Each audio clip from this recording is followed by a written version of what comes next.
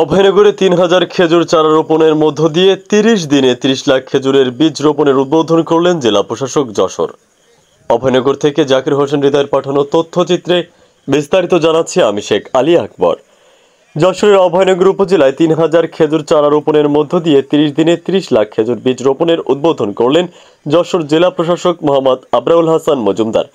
পরিবেশের ভারসাম্য রক্ষায় যশোর জেলা জুড়ে বৃহৎ পরিসরের বৃক্ষরোপণ ও জেলার ঐতিহ্যবাহী খেজুরের রস ও গুড় শিল্পের টেকসই সংরক্ষণের উদ্দেশ্যে চলতি বর্ষা মৌসুমে জেলায় ১ কোটি খেজুরের বীজ বপন ও ১৫,০০০ চারা রোপণের উদ্যোগ নিয়েছে জেলা প্রশাসন।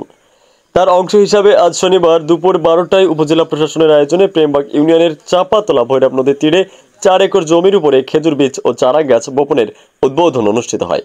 উপজেলা নির্বাহী অফিসার কে এম আবু নওশাদের সভাপতিত্বে প্রধান অতিথি হিসাবে উদ্বোধন অনুষ্ঠানের আলোচনা সভায় বক্তব্য রাখেন জেলা প্রশাসক মোহাম্মদ আবরাউল হাসান মজুমদার। বিশেষ অতিথি হিসাবে উপস্থিত থেকে বক্তব্য রাখেন উপজেলা পরিষদের চেয়ারম্যান সর্দার ওলিয়া রহমান, নোয়াপাড়া পৌরসভার মেয়র সুশান্ত কুমার দাস, কৃষি সম্প্রসারণ অধিদপ্তরের যশোরের উপপরিচালক সুশান্ত কুমার তরফদার, অভয়নগর থানার অফিসার ইনচার্জ এস.এম. আকিকুল ইসলাম, প্রেমবাগ ইউপি চেয়ারম্যান মফিজউদ্দিন।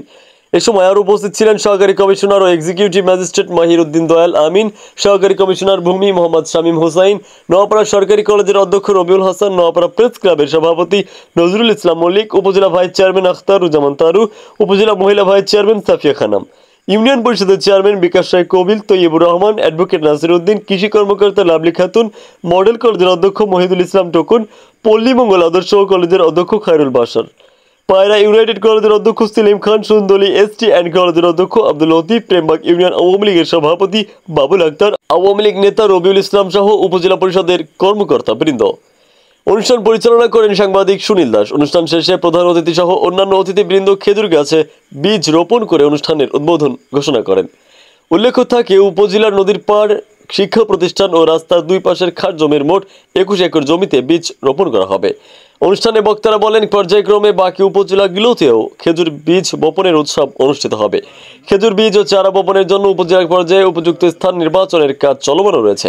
বরাবরের মতো সরকারি খাস জমিকে অগ্রাধিকার দেওয়া হলেও এবার ব্যক্তিগত জমিতে তৈরি করা ঘেরের দুই পাশ সরকারি স্কুল কলেজের পাশাপাশি বেসরকারি শিক্ষা প্রতিষ্ঠানগুলোতেও বীজ ও চারা বপনের উদ্যোগ নেওয়া হয়েছে।